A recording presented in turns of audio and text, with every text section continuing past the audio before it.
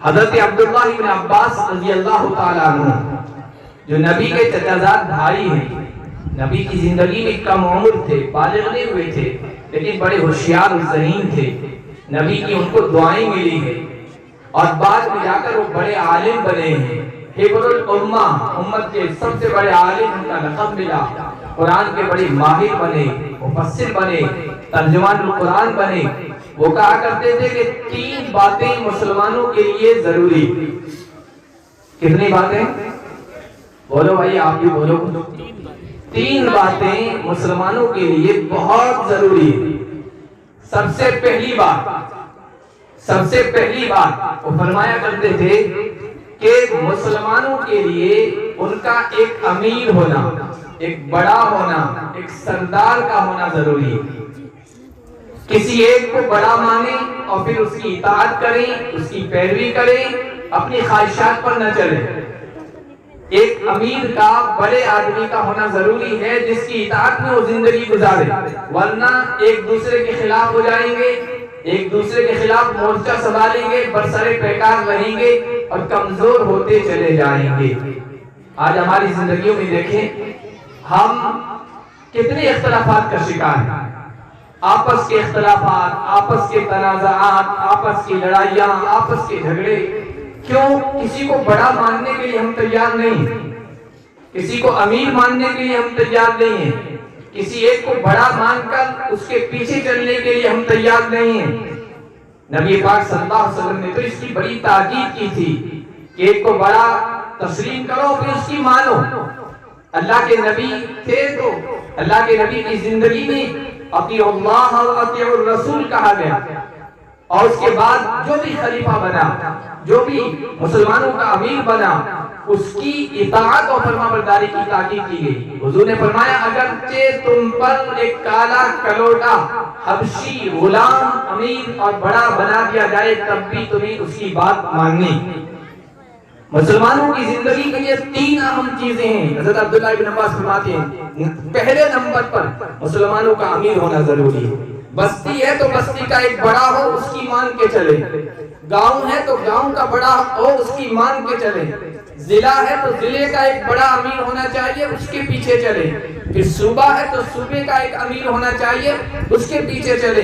ملک ہے تو ملک کا امیر ہونا چاہیے، اور پورے عالم، پوری دنیا میں ایک خلیفۃ المسلمین، مسلمانوں کا ذمہ دار خلیفہ اور امیر ہونا چاہیے، اور اس کی بات مان کے چلے.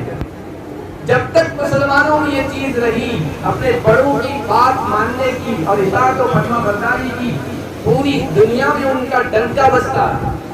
اور دنیا کے کسی کونے میں کسی مظلوم پر ظلم ہوتا تھا، کسی مسلمان پر، مسلمانوں کا بڑا خلیفہ اعلان کرتا تھا، دنیا کانپ جاتی تھی کہ ہمارے خلاف کارروائی ہوگی. جب سے مسلمانوں میں یہ چیز ختم ہو گئی ہے، تب آپ دیکھیے ہر جگہ دنیا میں ظلم ہو رہا ہے. کوئی ان کے حق میں بولنے والا نہیں، ظلم کے خلاف اٹھنے والا نہیں. سب سے پہلی چیز یہ ضروری. دوسری چیز وہ فرمایا کرتے تھے کہ قرآن کریم، مصحف یعنی قرآن کریم کا لینا دینا، خریدنا اور اس کی اشاعت کرنا، اس کو عام کرنا، گھر گھر میں پہنچانا، یہ بہت ضروری ہے. اس کے بغیر مسلمانوں کی زندگی نہیں ہے، موت کی طرح. اور تیسری چیز فرمایا کرتے تھے کہ عام مسلمانوں کے لیے ان کی اولاد، ان کے بچوں اور بچیوں کو پڑھانے کے لیے ایک معلم اور استاد کا ہونا ضروری ہے، جو یہ مکتب کی شکل ہے. تو تیسری چیز وہ فرمایا کرتے تھے مسلمانوں کے لیے مکتب کی سخت ضرورت ہے، اس کے بغیر چارہ کار نہیں. ایک معلم ہونا چاہیے، ایک استاد ہونا چاہیے، اور وہ عام مسلمانوں کے بچوں کو پڑھائے، انہیں دین سکھائے، انہیں تعلیم سکھائے، انہیں قرآن سے جوڑے، ان کے دلوں میں محبت رسول کو بھرے، ان کے دلوں میں اللہ کی عظمت، اللہ کی کبریائی، اللہ کی بڑائی کو بٹھائے. یہ 3 چیزیں انتہائی ضروری ہیں. نحمده ونصلي على رسوله الكريم اما بعد. اعوذ باللہ من الشیطان الرجیم. بسم اللہ الرحمن الرحیم. یا ایھا الذین آمنوا قوا انفسکم واہلیکم نارا وقودها الناس والحجارہ علیہا ملائکۃ غلاظ شداد لا یعصون اللہ ما امرهم وَيَفْعَلُونَ مَا يُؤْمَرُونَ. وقال النبي صلى الله عليه وسلم ما نحل والد ولده نحلة أفضل من أدب حسن أو كما قال النبي صلى الله عليه وسلم. درود شریف پڑھ لیں. اللهم صل على محمد النبي الأمي وعلى آله وصحبه وسلم تسليما. میرے محترم بزرگوں اور عزیز دینی بھائیوں، آپ کے مکتب کے بچوں نے بہت ہی عمدہ انداز سے اور جرأت کے ساتھ اپنا پروگرام پیش کیا. یہ بچے مبارکباد کے قابل ہیں. یقیناً انہوں نے محنت کی ہے، کوشش کی ہے، اور جو کچھ ان کے ذمہ کیا گیا تھا وہ یاد کر کے اچھے انداز سے انہوں نے یہاں پیش کیا. کوئی بچہ جھجک نہیں رہا تھا، ڈر نہیں رہا تھا. ہم نے بعض بچوں کو دیکھا کہ اس کا نام پیش کیا جا رہا ہے اور وہ اپنے دونوں گھٹنوں کو باندھے سامنے کھڑا دیکھ رہا ہے، اپنے نام کو سن رہا ہے. حالانکہ عام طور پر ایسے پروگراموں میں یہ ہوتا ہے کہ بچے کو بے چینی ہوتی ہے، پتہ نہیں میرا نام کب پیش کر دیا جائے اور جا کر میں صحیح طریقے سے اپنی بات رکھ پاؤں گا یا نہیں. گھبراہٹ ہوتی ہے، ڈر ہوتا ہے. مائک کا ڈر بہت خطرناک ہے. آپ کی چوپال میں جہاں آپ لوگ بیٹھتے ہیں 10-15 لوگ اور پھر باتیں کرتے ہیں، جو سب سے زیادہ باتیں کرنے والا انسان ہے، بڑی عمر کا ہو، نوجوان ہو، اس کو آپ کہیے اچانک کہ مائک کے سامنے آپ کو کھڑا ہونا ہے اور بات کرنی ہے، پسینے چھوٹ جائیں گے اس کے. مائک کے سامنے بات کرنا آسان نہیں ہے. لیکن ان بچوں نے اچھے انداز سے اپنی گفتگو کو، نعت کو، نظم کو، تقریر کو پیش کیا. یہ قابل صد مبارکباد ہیں اور یہ بچوں کی محنت ہے، لیکن اصل میں اس کے پیچھے محنت استاد کی. بچوں کی تقریر، اچھی گفتگو، اچھی نعت کے پیچھے استاد کی محنت چھپ جاتی ہے، وہ دکھتی نہیں. لیکن الحمدللہ یہ ہم نے دیکھا کہ آپ لوگوں نے، بستی کے باشندوں نے استاد کی محنت کو بھی سراہا ہے اور ان کو بھی انعام سے نوازا ہے. اللہ تبارک و تعالی آپ کے اس تعاون کو قبول فرمائے. مکتب یہ ہماری شہرگ ہے. شہرگ کسے کہتے ہیں؟ جانور میں ایک رگ ایسی ہوتی ہے جو اس کی سانس کی ہوتی ہے. جب آپ ذبح کرتے ہیں تو اس کو کاٹتے ہیں تاکہ جلدی ذبح ہو جائے. تو شہرگ سانس کی رگ، یہ ہماری زندگی میں، مسلمانوں کی زندگی میں مکتب اور مدرسے کے شہرگ ہے. اگر یہ نہیں رہے تو ہماری ایمانی زندگی ختم ہو جائے گی. جس طرح شہرگ کاٹ دی جائے تو زندگی ختم ہو جاتی ہے، اسی طرح مکتب اور مدرسے نہ رہیں تو مسلمانوں کی ایمانی اور اسلامی زندگی ختم ہو جائے گی. یہ بنیادی چیز ہے، یہ بنیادی چیز ہے ہماری زندگی. اور آج سے نہیں، صحابہ کرام رضوان اللہ علیہ اجمعین، بلکہ یوں کہیے نبی پاک صلی اللہ علیہ وسلم کی حیات مبارکہ میں اور آپ کی زندگی میں بھی اس مکتب کی تعلیم کی اتنی ہی اہمیت ہے. اسی لیے حضرت عبداللہ بن عباس رضی اللہ تعالیٰ عنہ، جو نبی کے چچازاد بھائی ہیں، نبی کی زندگی میں کم عمر تھے، بالغ نہیں ہوئے تھے، لیکن بڑے ہوشیار و ذہین تھے. نبی کی ان کو دعائیں ملی ہیں اور بعد میں جا کر وہ بڑے عالم بنے ہیں. حبر الامہ، امت کے سب سے بڑے عالم ان کا لقب ملا. قرآن کے بڑے ماہر بنے، مفسر بنے، ترجمان القرآن بنے. وہ کہا کرتے تھے کہ 3 باتیں مسلمانوں کے لیے ضروری. کتنی باتیں؟ بولو بھائی، آپ بھی بولو. 3 باتیں مسلمانوں کے لیے بہت ضروری ہے. سب سے پہلی بات وہ فرمایا کرتے تھے کہ مسلمانوں کے لیے ان کا ایک امیر ہونا، ایک بڑا ہونا، ایک سردار کا ہونا ضروری ہے.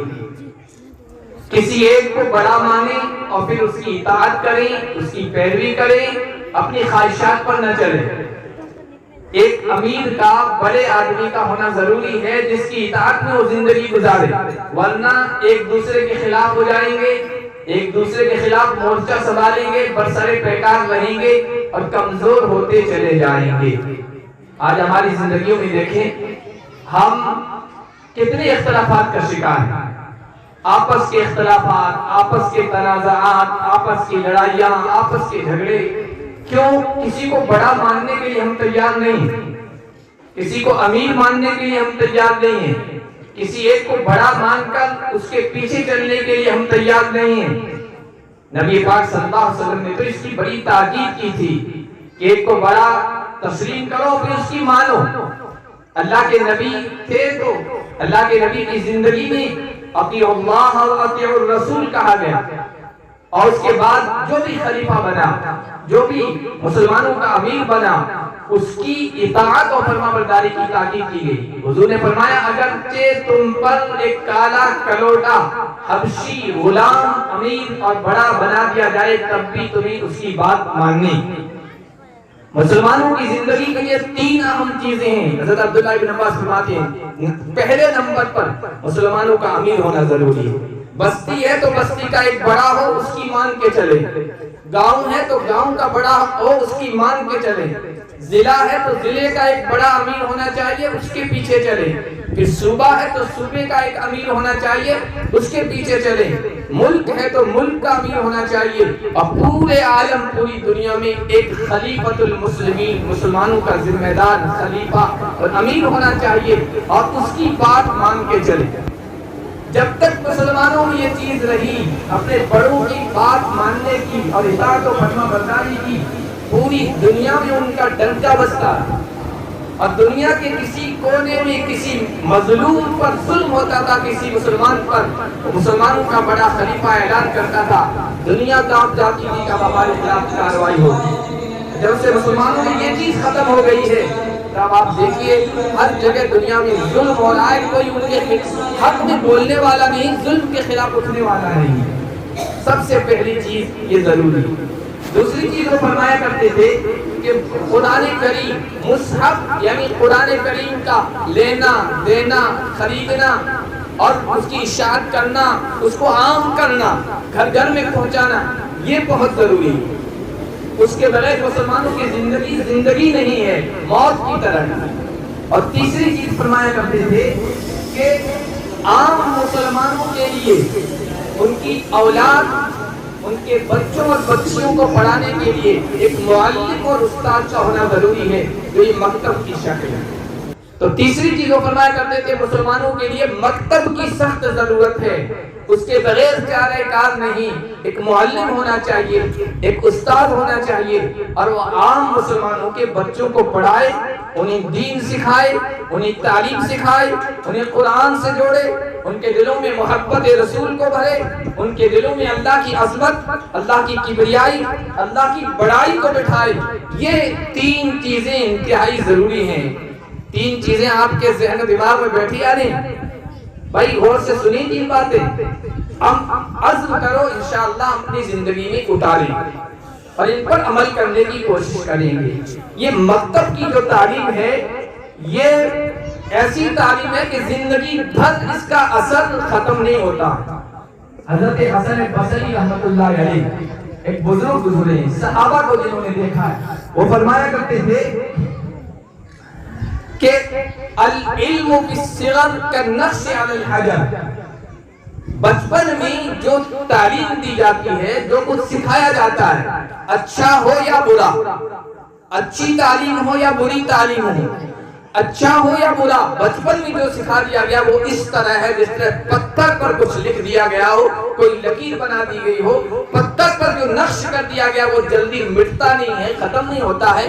بچپن کی تعلیم کا بھی معاملہ یہی ہے، جو کچھ ان بچوں کے ذہن و دماغ میں بٹھا دیا گیا وہ زندگی پر ختم نہیں ہوتا۔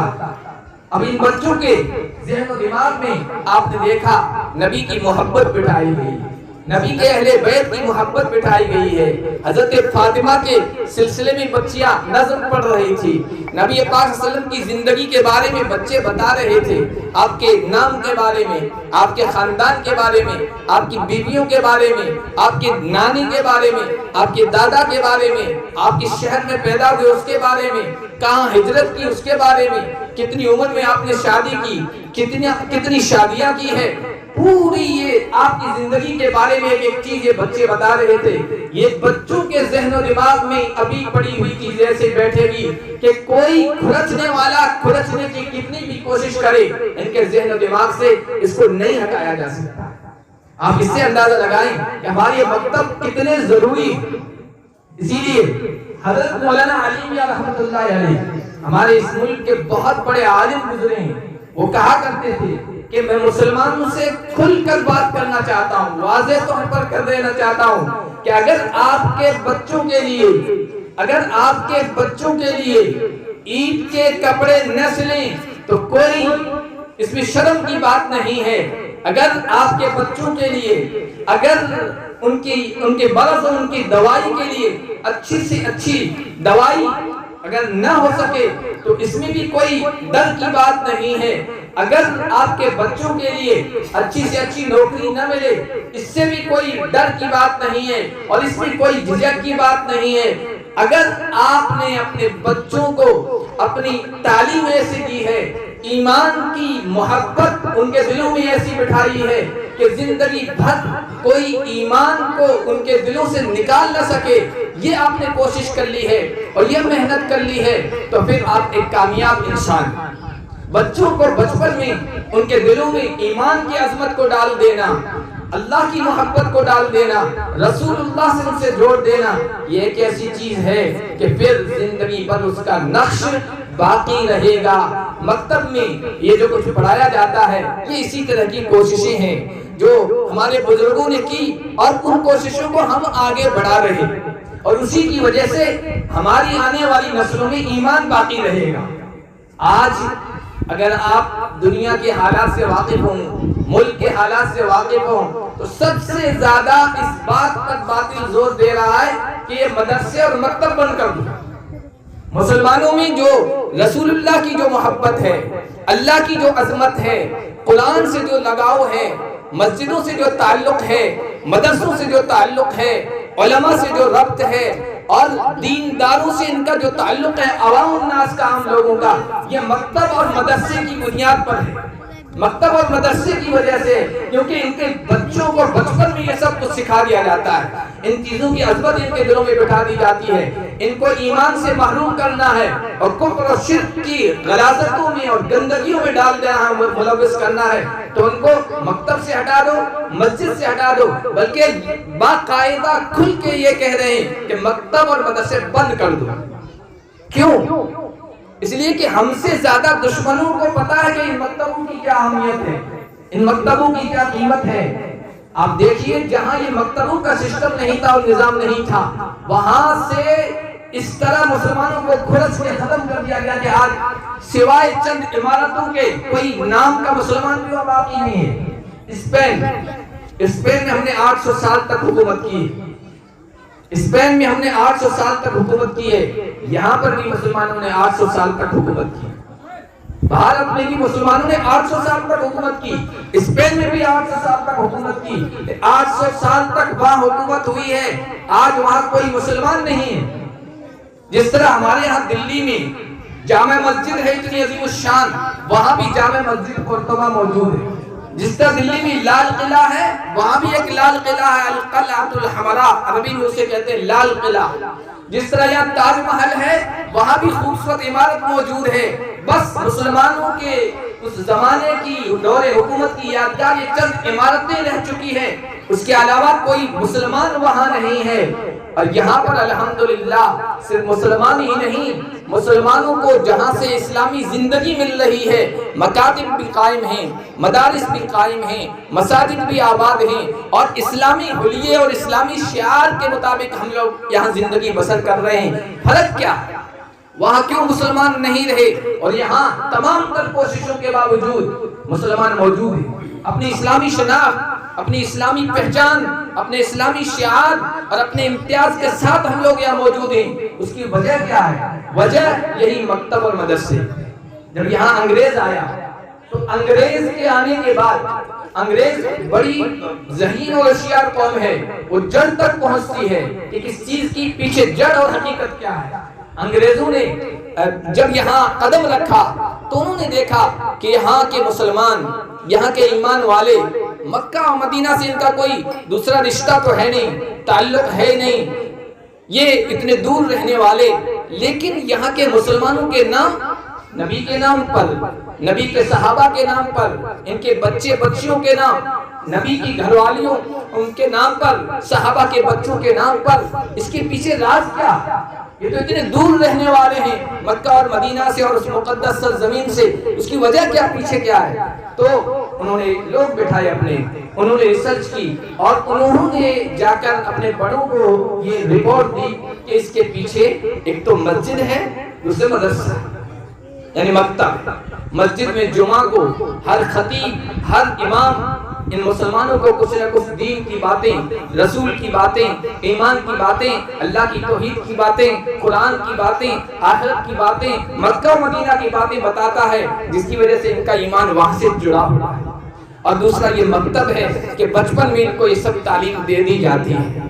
تو انہوں نے کہا کہ اس کو کیسے ختم کیا جا سکتا ہے، یہ کیسے چل رہے ہیں؟ تو اس وقت یہ نظام نہیں تھا جو آپ لوگ چلا رہے ہیں، عوام کچھ پیسہ جمع کر کے مسجد بھی چلا رہی ہے، امام کو بھی تنخواہ دے رہی ہے، یہ نظام نہیں تھا۔ اس وقت نظام یہ تھا کہ کوئی بڑا راجہ تھا، مہاراجہ تھا، نواب تھا، جاگیردار تھا، پیسے والا تھا، دولت والا تھا، وہ ایک پورے مکتب کی خود ذمہ داری لیتا تھا، پورے مدرسے کی ذمہ داری لیتا تھا کہ ایک جاگیردار نے کہا یہ مدرسہ میرے خرچ سے چلے گا، اس میں پڑھنے والوں کا خرچ میرے کندھے پہ، میں اکیلا اٹھاؤں گا، اس طرح مدرسے چلتے تھے۔ تو انگریز نے کہا ٹھیک ہے، ہم حقیقت تک پہنچ گئے ہیں، اب ایسا کرتے ہیں کہ جاگیردارانہ جو نظام ہے اور یہ جو نوابوں کا، راجوں مہاراجوں کا نظام ہے، اسی کو پلٹ دیتے ہیں، ختم کر دیتے ہیں۔ جب ان کے پاس پیسہ نہیں رہے گا تو یہ مدرسے مکتب بھی بند ہو جائیں گے، اور ان کا جو رشتہ ایمان سے ہے، محمد الرسول اللہ سے ہے، وہ بھی ختم ہو جائے گا۔ لیکن اللہ کو اس ملک میں کچھ اور منظور تھا۔ انگریز نے اس وقت یہ طے کیا، یہاں پر کچھ کالج کا، اسکول کا سسٹم اور نظام بنایا۔ لارڈ میکالے جس نے سب سے پہلے سر ولیم فورڈ کالج کی بنیاد ڈالی تھی، یہاں سے جانے کے بعد برطانیہ میں، انگلینڈ میں اپنے جو عوام یعنی اسمبلی کے لوگ تھے ان کے سامنے کہا تھا کہ میں اسکول کے ذریعے سے ہندوستان میں اب ایسے نظام کی بنیاد ڈال کے آ چکا ہوں کہ وہاں کے لوگ، ہندوستان کے لوگ اب رنگ اور نسل کے اعتبار سے تو وہ ہندوستانی ہوں گے، لیکن سوچ، فکر، عقیدہ، تصور کے اعتبار سے وہ انگریز ہیں۔ تو ہمارے علماء کے دل میں اللہ تعالیٰ نے بات ڈالی، علماء نے یہ کام اپنے ذمہ لیا، وہ اٹھ کھڑے ہوئے کہ وہ یہ اعلان کر رہے ہیں کہ ہندوستان کے مسلمان رنگ و نسل کے اعتبار سے اگرچہ وہاں ہندوستانی ہوں گے لیکن سوچ کے اعتبار سے وہ انگریز ہوں گے۔ ہم علماء اپنے ذمہ یہ کام لیتے ہیں، یہ کوشش کریں گے کہ ہندوستان کے مسلمان رنگ و نسل کے اعتبار سے ہندوستانی یا بھارتی ہوں گے، لیکن سوچ، فکر اور عقیدے کے اعتبار سے وہ حجازی ہوں گے، مدنی ہوں گے، محمد الرسول اللہ سے جڑے رہیں گے۔ اس کے لیے انہوں نے یہ کوشش کی کہ یہ مکتب اور مدرسہ کا نظام چلایا، اور کس انداز سے چلایا؟ کسی بڑے سے کوئی عطیہ قبول نہیں کیا، کسی بڑے مالدار نے کہہ دیا میں پورا چلانے کے لیے تیار ہوں، کہا کہ نہیں، اب ہم ان مکتب و مدرسوں کو اس طرح چلائیں گے کہ ایک ایک غریب آدمی کے پاس جائیں گے، ایک غریب عورت کے پاس جائیں گے اور اس سے کہیں گے صبح شام جو تم کھانا پکاتے ہو تمہارے گھر میں، اس میں سے کچھ آٹا نکال دینا، کچھ روٹی بچا دینا، یہ مکتب میں مولوی صاحب کے پاس پہنچا دینا۔ اس طرح یہ مدرسے چلیں گے اور مکتب چلیں گے۔ اللہ تبارک و تعالیٰ نے اس نظام اور اس سلسلے کو قبول فرمایا، اور پھر غریب مسلمانوں نے اپنے خون پسینے کی کمائی سے، یہاں تک کہ بعض مرتبہ اس طرح کے واقعات بھی پیش آئے کہ خود بھوکے رہ گئے ایک ٹائم، لیکن مولوی صاحب سے کہہ دیا مولوی صاحب مکتب بند نہیں ہونا چاہیے، مدرسہ بند نہیں ہونا چاہیے، ہم بھوکے رہ سکتے ہیں لیکن آپ تک ہم سارا انتظام پہنچائیں گے، کھانے پینے کا، آٹے کا، جو بھی انتظام بندوبست ہے وہ ہم کریں گے، چاہے ہمیں بھوکا رہنا پڑے، چاہے ہمیں پتھر پیٹ پر باندھنا پڑے، لیکن یہ نظام ختم نہ ہونے پائے. تو ہمارے بزرگوں کا یہ چلایا ہوا نظام ہے کہ کسی مالدار کے بھروسے نہ رہیں, کسی صاحب ثروت صاحب مال کے اوپر اکتفا نہ کریں, بلکہ غریب عوام, بستی کے غریب لوگ اپنی محنت سے, اپنے خون پسینے کی کمائی میں سے تھوڑا تھوڑا جمع کر کے مکتب کا نظام چلائیں. اس وجہ سے ہندوستان میں ہم اس شان کے ساتھ رہ رہے ہیں کہ دور سے کوئی جاننے والا ہمیں پہچان لے گا کہ یہ مسلمان آ رہا ہے, یہ مسلمان بچہ ہے, یہ مسلمان بچی ہے. اسی شناخت, اسی پہچان کے ساتھ ہم آج زندہ ہیں, اور انشاءاللہ مکتبوں کا یہ سلسلہ چلتا رہا تو آئندہ قیامت تک ہماری آنے والی نسلوں سے کوئی ایمان کے اس بیج کو جو ان کے دلوں کی زمین پر ہم نے ڈال دیا ہے اور بو دیا ہے, کوئی اس ایمان کی بیج کو ختم نہیں کر سکتا ہے. یہ تناور درخت بنے گا, پھلے گا, پھولے گا, مضبوط ہوگا, کمزور نہیں ہوگا. آج ہزاروں کوششیں ہو رہی ہیں, انگریز کے دور میں بھی ہوئی ہے, انگریز کے دور میں بھی ہوئی ہے. ہمارے علماء نے یہ سلسلہ قائم فرمایا. اس کے بعد جب انگریز اس دنیا سے انڈیا سے جا رہا تھا 1929 میں, اس وقت یہاں کے ہمارے برادران وطن نے یہ کوشش کی کہ جو مسلمان ہیں یہ کنورٹیڈ ہیں, یعنی پہلے یہ ہندو تھے بعد میں مسلمان بنے ہیں, اس لیے ان کو واپس گھر میں لایا جائے. جیسے آج گھر واپسی کہا جا رہا ہے, 1929 میں یہ محنت چلی تھی, اس کو شدھی سنگٹھن کہتے تھے. شدھ بنانا ہے مسلمانوں کو. سب سے زیادہ اس کے اثرات اجمیر پہ پڑے تھے, وہاں کے مسلمان پر جو کمزور ایمان والے تھے وہاں پر انہوں نے کوششیں کی تھی. لیکن ہمارے علماء اس وقت بھی اٹھے اور ان کی کوششوں کو کامیاب نہیں ہونے دیا. آج جب کہ پھر باطل طاقتیں اقتدار پر ہیں, حکومت ان کے پاس ہے, کرسی ان کے پاس ہے, سارے وسائل اور اسباب ان کے پاس ہے, آج پھر وہ یہ کوشش کر رہی ہیں کہ ان کی آنے والی نسلوں کو ایمان سے محروم کر دیا جائے. اور کیسے محروم کریں گے؟ ابھی ایک ہفتہ پہلے میں نے پھر پڑھا کیا کہ یہ مدرسے اور یہ مکتب ہیں, یہ اصل بنیاد ہے. یہ تو رسول اللہ کی محبت پر اپنی تک پرواہ نہیں کر رہے ہیں, اپنی جان کی پرواہ نہیں کر رہے ہیں, اور کن مسائل میں وہ دھکیل دیے جائیں گے اس کی بھی پرواہ نہیں کر رہے ہیں. نبی کی محبت میں سب کچھ کر گزر رہے ہیں. اس کے پیچھے مکتب ہے, اس کے پیچھے مدرسہ ہے, اس لیے اب وقت آ گیا ہے کہ مدرسوں کو, مکتب کو بند کر دیا جائے. تو دشمن جان رہا ہے کہ مکتب کی کتنی اہمیت ہے, اس سے آپ اندازہ لگائیے. لیکن الحمدللہ ہمارے علماء, اللہ تبارک و تعالیٰ انہیں بہترین جزا عطا فرمائے, اس دنیا میں بھی اور آخرت میں بھی. وہ اس کے لیے بھی کوشش کر رہے ہیں کہ ہمیں آنے والی نسلوں کے ایمان کو بچانا ہے اور ان کے اسلام کو بچانا ہے. جس طرح انبیاء نے محنتیں کی ہے اپنی اولاد کے لیے, اپنی نسلوں کے لیے, ہمیں ظاہری اسباب بھی اختیار کرنا ہے. جو ظاہری اسباب مسجد اور مکتب کی شکل میں ہیں, اس کے ساتھ ساتھ دعاؤں کی شکل میں. ہمیشہ نبیوں نے اپنی آنے والی نسلوں کے لیے دعائیں مانگی ہے, اور اس میں یہ مانگا ہے اے اللہ ہماری آنے والی نسلوں کو اسلام پر موت عطا فرما, فرما بردار بن کے رہیں, فرما برداری کے ساتھ زندگی گزاریں, اور اس دنیا سے جب جائیں تو اسلام پر انہیں موت آئے اور وہ اسلام کی دولت کو اور ایمان کی دولت کو لے کے جائیں. نبیوں نے ہمیشہ یہ دعائیں مانگی ہے, خود کے لیے بھی, اپنی اولاد کے لیے بھی. ابھی جو قربانی کے ایام چل رہے ہیں, قربانی کے ایام جو چل رہے ہیں, قربانی کے ایام تھے, ان میں دیکھیے آپ کا مکتب ہے, اور اس مکتب کی یاد دلائی ہے. علامہ اقبال نے اسی طرح کے اشعار کہا تھا کہ وہ فیضان نظر تھا یا کہ مکتب کی کرامت تھی, کس نے اسماعیل کو سکھائے آداب فرزندی. ابراہیم چھوٹا سا بچہ ہے, لیکن اسماعیل چھوٹا سا بچہ ہے. ابراہیم کہہ رہے ہیں کہ اللہ کے نام پر تجھے ذبح کرنا ہے, تیار ہو. تو چھوٹے بچے کون ذبح ہونے کے لیے تیار ہو, لیکن فوراً کہا ستجدونی انشاءاللہ, اے میرے ابا جان اگر اللہ کی طرف سے حکم ملا ہے تو مجھے ذبح کر ڈالیے, میں اس کے لیے تیار ہوں. یہ جذبہ کہاں سے آیا؟ تو علامہ اقبال نے کہا تھا کہ یہ فیضان نظر تھا یا کہ مکتب کی کرامت تھی, یا تو ابراہیم کی نگاہوں کی نظر تھی, نگاہوں کا اثر تھا, نگاہوں کی تاثیر تھی. اس لیے کہ اللہ کے جو نیک بندے ہوتے ہیں ان کی نگاہوں میں تاثیر ہوتی ہے, لوگوں کی زندگیاں بدل جایا کرتی ہے. کسی نے کہا نا, نگاہ ولی میں وہ تاثیر دیکھیے, ولی کی, اللہ کے دوستوں کی, اللہ کے نیک بندوں کی نگاہوں میں یہ تاثیر ہوتی ہے. تو یہ نظر کا فیضان بھی تھا، ابراہیم کی نظر اسماعیل پہ پڑی تھی، اس کا بھی اثر تھا، اور مکتب کی بھی کرامت تھی۔ مکتب اس شکل میں نہیں تھا جو آپ کے یہاں موجود ہے، یہ مکتب ہاجرہ کی گود تھا، ماں کی گود سب سے پہلا مکتب ہوا کرتی ہے، یہ مکتب ہاجرہ علیہا الصلاۃ والتسلیمات ان کی گود تھی، دونوں کا اثر تھا۔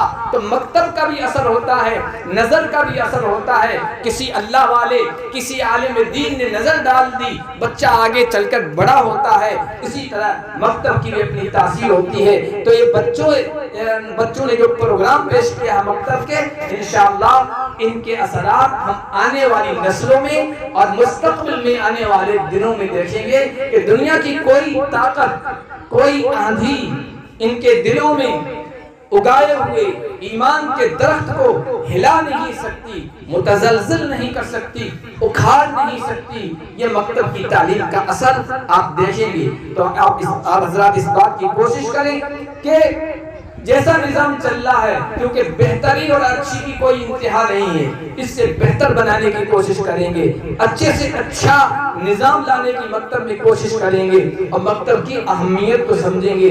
اپنے تمام تر اختلافات جو ہر گھر میں ہوتے ہیں، ہر خاندان میں ہوتے ہیں، ہر فیملی میں ہوتے ہیں، ہر گاؤں میں ہوتے ہیں، کیونکہ جہاں چند لوگ رہیں گے، ہر ایک کی سوچ الگ ہوتی ہے، ہر ایک کی فکر الگ ہوتی ہے، ہر ایک کے سوچنے کا انداز الگ ہوتا ہے، تو معمولی اختلافات پوری دنیا میں ہر جگہ ہوتے رہیں، لیکن ہم یہ طے کریں کہ مسجد اور مکتب میں ہمارے اختلاف کا کوئی اثر نہیں دکھے گا۔ یہ تو ایمان کی جگہ ہے، یہ تو اسلام کی جگہ ہے، یہ تو رسول اللہ صلی اللہ علیہ وسلم کی محبت کی پیدا کرنے کی جگہ ہے۔ یہاں آ کر ہم سارے اختلافات کو ختم کر دیں گے۔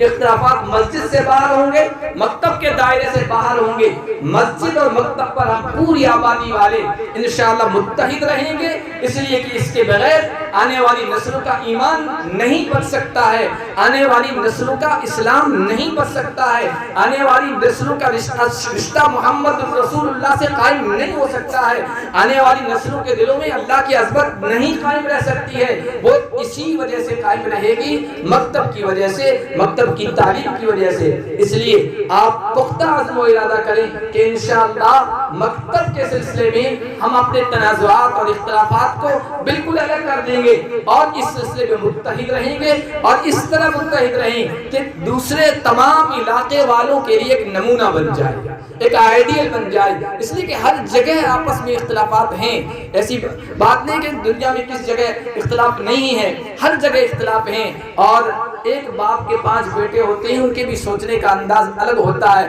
لیکن ہمارے ہاں آپ دیکھیے عام طور پر یہ ہوتا ہے کہ اختلاف کو مسجد میں لا کر کھڑا کر دیتے ہیں، مکتب میں لا کے کھڑا کر دیتے ہیں۔ اختلاف کسی اور جگہ ہوا ہے، مجھے نہیں معلوم آپ کے ہاں کوئی اختلاف ہے، اس لیے کہ میں نے کسی سے پوچھتا ہوں نہ کوئی معاملہ ہے، لیکن ہر گاؤں کی یہی کہانی ہے، آپس کے اختلافات، اور وہ مسجد میں لا کے کھڑا کر دیتے ہیں۔ مسجد میں آنا بند کر دیا، مکتب میں بچوں کو بھیجنا بند کر دیا، مدرسے میں بچوں کو بھیجنا بند کر دیا۔ عام طور پر اختلاف کا اثر یہاں دکھتا ہے۔ تو ہر مسلمان یہ طے کر لے اختلافات دوسری جگہ ہوں، وہ بھی ختم کرنے کی کوشش کریں، جیسے کہ میں نے حضرت عبداللہ بن عباس کے حوالے سے پہلی چیز رکھی۔ عبداللہ بن عباس نے کہا مسلمانوں کی زندگی کے لیے 3 اہم چیزیں ہیں۔ سب سے پہلی چیز یہ ہے کہ مسلمان کسی کو اپنا بڑا مانے اور اس کے پیچھے چلے، اس کی اطاعت کریں، اور اس کی اطاعت میں اپنے سارے معاملات کو طے کریں، یہ ان کی زندگی میں بہت ضروری چیز ہے۔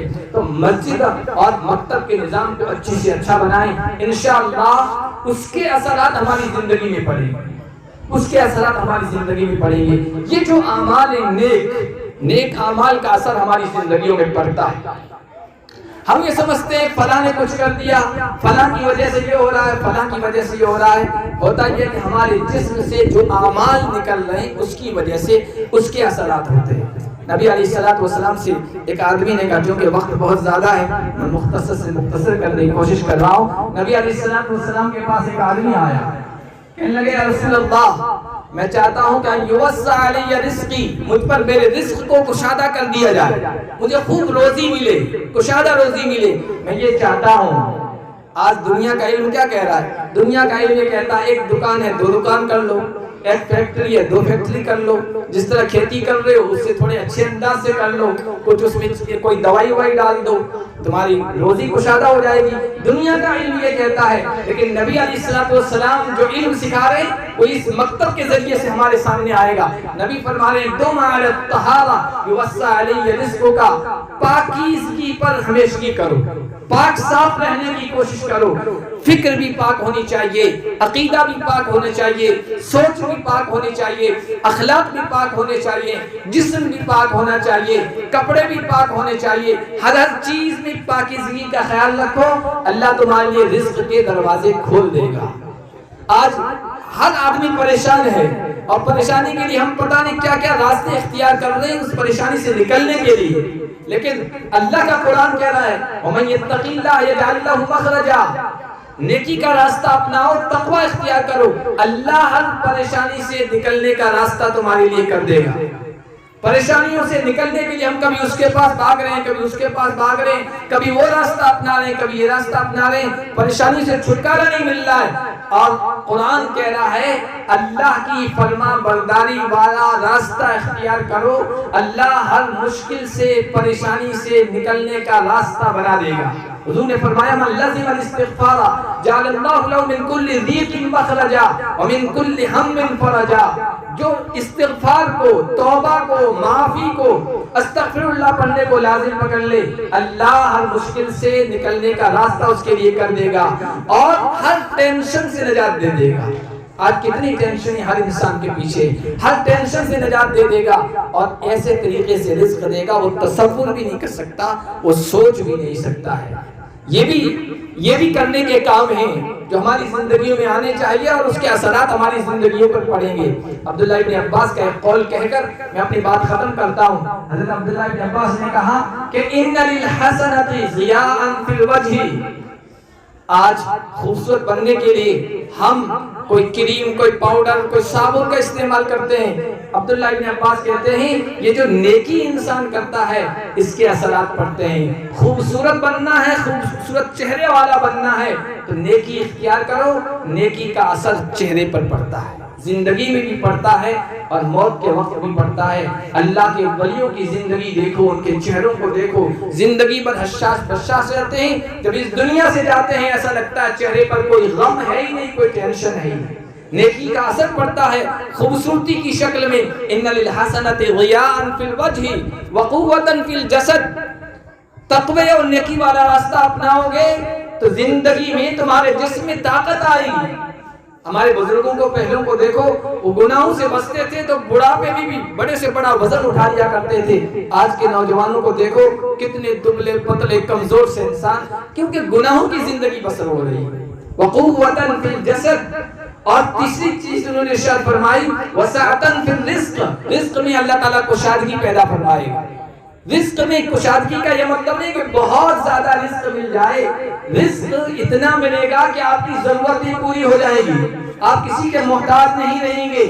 ورنہ ظاہر میں بہت زیادہ دنیا ہے آپ کے پاس لیکن دل کے فقیر ہیں. اپنے سے زیادہ کسی کی گاڑی دیکھی حسرت کرنے لگ گئے، اپنے سے اچھا کسی کا مکان دیکھا افسوس کرنے لگ گئے، اپنے سے اچھے کسی کا مقام، اسٹیٹس، مرتبہ دیکھا افسوس دل میں پیدا ہو گیا. وہ تو دل کا فقیر ہے چاہے ظاہری اعتبار سے کتنا مالدار کیوں نہ ہو. دل کے اندر غنا آ گیا، بے نیازی آ گئی، کفایت شعاری آ گئی. اللہ نے جس حال میں رکھا ہے اس حال پر رضامند ہے، خوش ہے، یہ سب سے بڑی مالداری ہے. یہ اللہ تعالیٰ نیکی کی وجہ سے دیں گے. اور چوتھی چیز ارشاد فرمائی ومحبۃ فی قلوب الناس. لوگوں کے دلوں میں اللہ محبت بھی ڈال دے گا، لوگوں کے دلوں میں اللہ محبت بھی ڈال دے گا. یہ نیکی کی وجہ سے ہوگا. ورنہ ظاہر میں ایک باپ بھی چاہے نا، باپ اپنی اولاد کے لیے سب کچھ کر دے، پیسے خرچ کر دے، ضروری نہیں ہے کہ باپ کی عظمت محبت اولاد کے دل میں پیدا ہو جائے. یہ کوئی ضروری نہیں ہے، اس لیے کہ پیسوں سے محبت پیدا نہیں ہوتی ہے، نیکی کی وجہ سے ہوتی ہے. تو محبت فی قلوب الناس، لوگوں کے دلوں میں اللہ محبت بھی ڈال دے گا. ہر دل عزیز بننا چاہتے ہیں، نیک بننا چاہتے ہیں تو نیکی کیجئے، تقوی کا راستہ اپنائیے، اللہ تعالیٰ ساری مشکلات کو حل فرما دے گا. ورنہ پھر وہی پریشانی ہوگی. قرآن میں اللہ نے فرمایا وَنَسُوا حَظًّا مِمَّا ذُكِّرُوا بِهِ فَأَغْرَيْنَا بَيْنَهُمُ الْعَدَاوَةَ وَالْبَغْضَاءَ. ہدایت والا، تقوی والا، نیکی والا راستہ اپناؤ، محبتیں پیدا کروں گا۔ اور اگر اس کو بھول جاؤ گے، ہدایت اور تقوی اور نیکی کے راستے کو، فَنَسُوا حَظًّا مِّمَّا ذُكِّرُوا بِهِ، قرآن کی تقوی کی جو نصیحت ان کو دی گئی تھی انہوں نے پسے پشت ڈال دیا، اس کو بھلا دیا۔ پھر اس کا نتیجہ کیا ہوا؟ فَأَغْرَيْنَا بَيْنَهُمُ الْعَدَاوَةَ وَالْبَغْضَاءَ، ہم نے ان کے درمیان بغض ڈال دیا، عداوت ڈال دی، دشمنیاں ڈال دی۔ آپس میں محبتیں تھی، محبتوں کی جگہ نفرتوں نے لے لی۔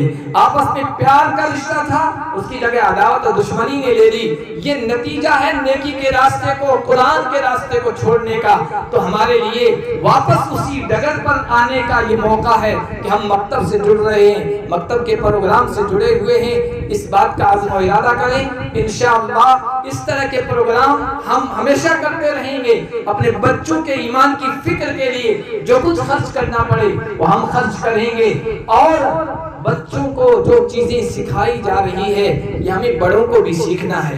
نبی پاک کا نام، نبی کا شجرہ، نبی کا نسب نامہ، نبی کی زندگی، غسل کے فرائض، حلال حرام کمائی کے جو طریقے ہیں ان کے بارے میں جانکاری، یہ سب ہم سیکھیں۔ یہی وہ چیزیں ہیں جو ایک مسلمان کے لیے ضروری ہیں۔ اور انشاءاللہ آپ اس طرح ان علماء سے، اپنے ائمہ سے اور مکاتب سے جڑے رہیں گے تو انشاءاللہ ہمارا بھی ایمان محفوظ رہے گا، آنے والی نسلوں کا بھی ایمان محفوظ رہے گا، اور قیامت تک کے لیے یہ بچے، یہ نسل ہمارے لیے صدقہ جاریہ ہوگی۔ لیکن اس کے لیے ہمیں ارادہ کرنا چاہے کیسے بھی حالات آئیں، بچوں کو مکتب سے نہیں ہٹانا ہے، بچوں کو مکتب سے نہیں ہٹانا ہے۔ چاہے کھیتی کا موسم ہو، چاہے گرمی کا موسم ہو، چاہے سردی کا موسم ہو، چاہے گھر میں کتنی ہی ضرورت کیوں نہ پڑے، مکتب سب سے پہلی بنیادی ضرورت ہے ہماری۔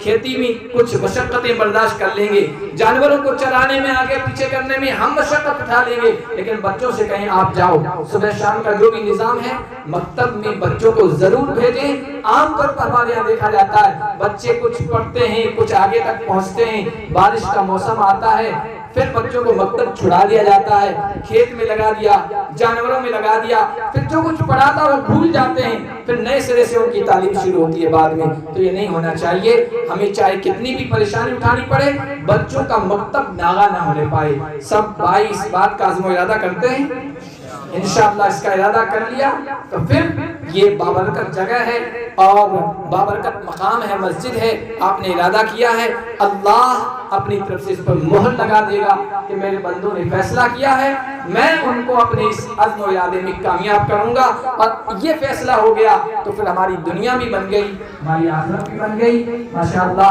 آپ کے استاد نے بہت اچھی محنت کی ہے، بچوں نے بہت اچھا پروگرام پیش کیا ہے، جیسا کہ استاد بتا رہے تھے پچھلے 15-20 دن میں ہی یہ سب تیار کروایا ہے۔ ہم لوگ مدرسوں کے رہنے والے ہیں، 24 گھنٹے جہاں بچے وہیں رہتے ہیں، پڑھتے ہیں، بڑے بچے ہوتے ہیں، ان کے پیچھے بھی 1 مہینہ اس سے زیادہ وقت لگنا پڑتا ہے، تب جا کے وہ بچے تیار ہوتے ہیں۔ اور ان بچیوں نے مختصر وقت میں اتنا اچھا پروگرام پیش کیا، یقیناً اس کے پیچھے امام کی، معلم کی اور استاذ کی محنت ہے۔ اللہ ان کی محنت کو بھی قبول فرمائے اور دنیا اور آخرت کے تمام مسائل میں فرمائے۔ وآخر دعوانا